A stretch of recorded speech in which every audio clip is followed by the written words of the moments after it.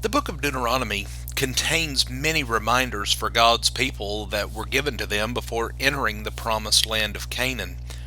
They were reminded of the law, of their wilderness wanderings, and of God's care for them during this time. In the passage that we're going to be looking at today, they were reminded of some of the blessings that the Lord had provided, including how God sent manna from heaven for them to eat. Today we will be looking at Deuteronomy chapter 8, verses 2 and 3. Here it's recorded, "You shall remember all the way which the Lord your God has led you in the wilderness these 40 years, that he might humble you, testing you to know what was in your heart, whether you would keep his commandments or not.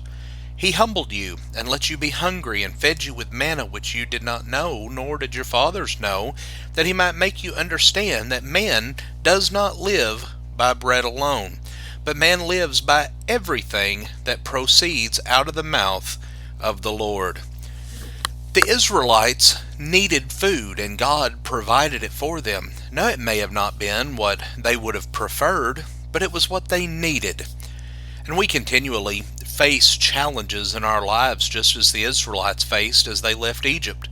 And during these times, we should consider some of the lessons from this passage. What are some of the lessons that we learn from the time when the children of Israel were in the wilderness? Well, as we read the surrounding context from which the passage we're considering today is found, there are some points that the Israelites were to understand and that we need to remember as well. First, we need to be careful to obey all of God's commands.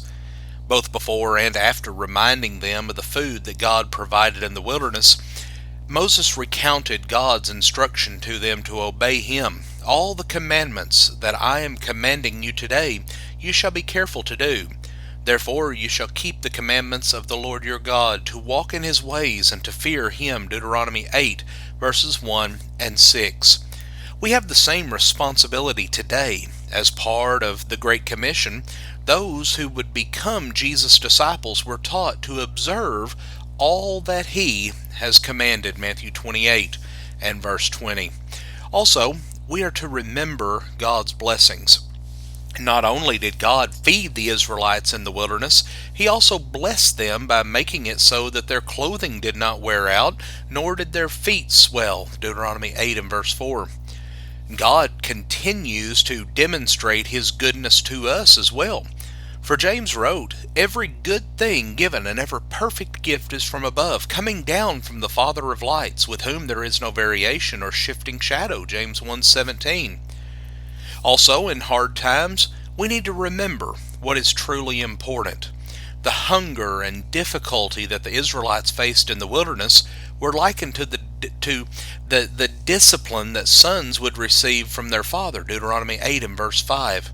In order to teach them what they must do, to teach them what was truly important. Well, the hardships that we face in life can also remind us of what is truly important. Serving God and reaching the ultimate goal of heaven is the most important thing.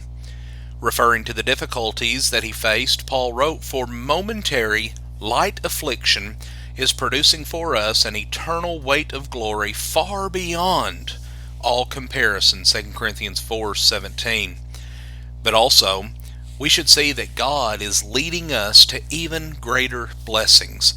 The promised land of Canaan to which God was leading the Israelites was greater than any place they had ever experienced. For the Lord your God is bringing you into a good land, a land of brooks of water, of fountains and springs, flowing forth in valleys and hills, a land of wheat and barley, of vines and fig trees and pomegranates, a land of olive oil and honey, a land where you will eat food without scarcity, in which you will not lack anything, a land whose stones are iron, and out of whose hills you can dig copper. Deuteronomy 8, 7, and 9. Today, God is leading us to a place that is far better even than that. We have an inheritance which is imperishable and undefiled and will not fade away, reserved in heaven for us. 1 Peter 1 and verse 4.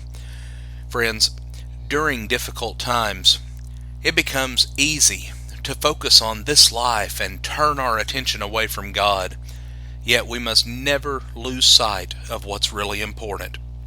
True life comes from God and is found only in His Word.